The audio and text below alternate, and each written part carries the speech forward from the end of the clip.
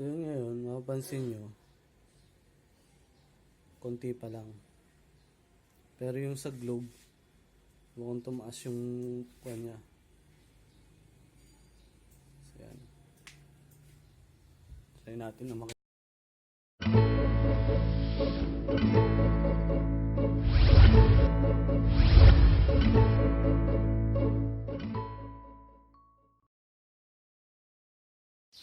Hi guys, pakita ko lang sa inyo yung kung paano siya na-install dito sa atin. So titingnan natin kung talagang effective yung signal booster o network booster. So actually pinakabit ko na ito sa kalala ko. So mapapansin nyo dito, hindi pa siya nakabukas, no? So yan, diyan ko siya nilagay sa taas na mayroon siyang extension pababa. So wala pa siyang one. So dalawa yung pinaka-antena niya. So tingnan natin guys sa labas kung paano nila nilagay yung pinaka-antena. So labas tayo ng bahay guys. Tingnan natin.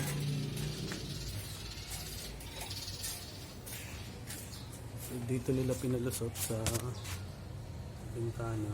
Ganun.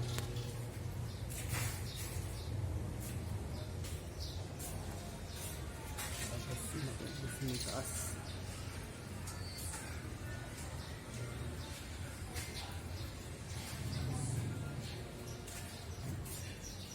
So balik tayo dito guys.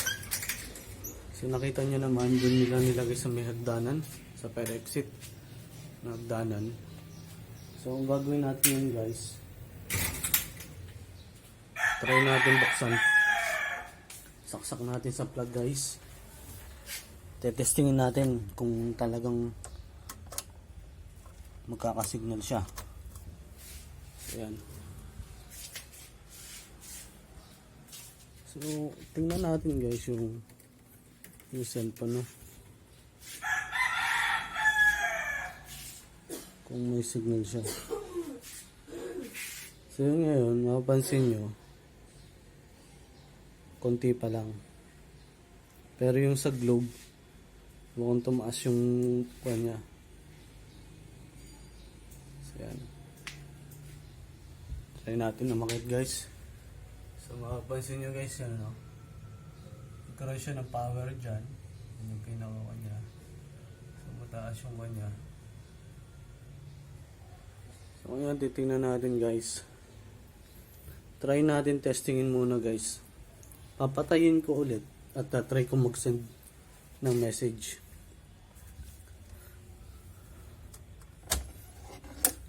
So yan, pinatay ko yung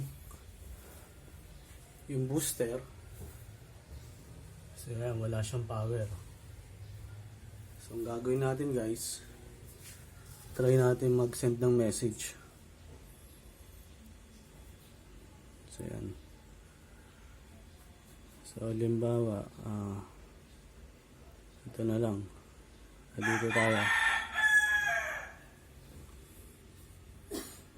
So guys, testingin natin, no? So dito na lang para hindi tayo mahirapan.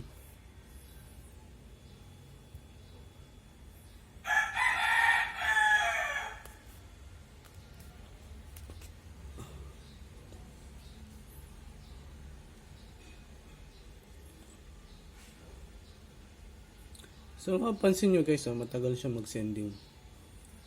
Kasi nga yung natin signal konti pa lang. Pero nakapag-send siya.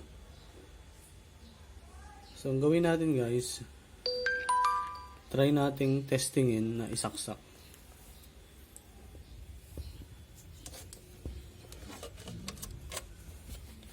So yan, sinaksak ko na ulit guys.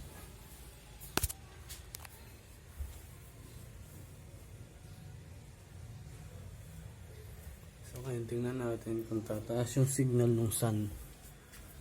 Kasi yung sun ang mahina dito.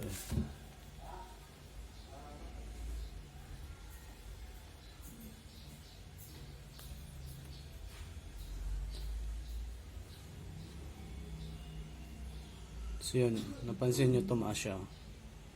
Kanina 2 bar lang o 1 bar, yun, nagpuno na. So, ibig sabihin, effective siya. So, try natin mag-message.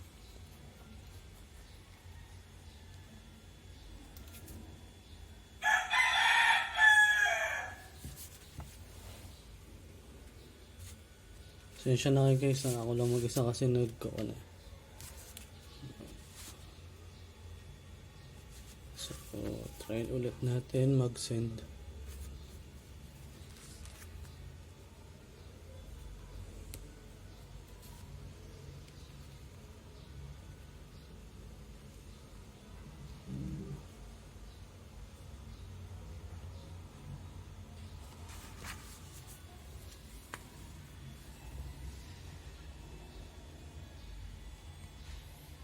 Ayan siya. Pansin niyo ang bilis niya, no?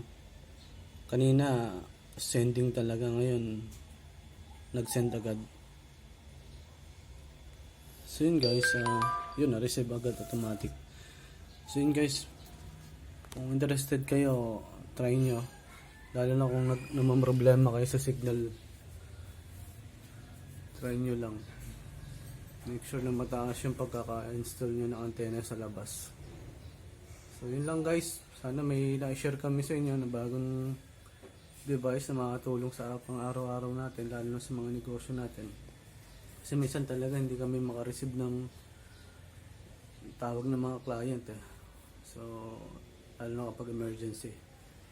So huwag niyo po kalimutang mag-subscribe guys. Tuloy-tuloy lang po tayo and marami pa tayong pwedeng pag-usapan. So God bless po sa inyong lahat.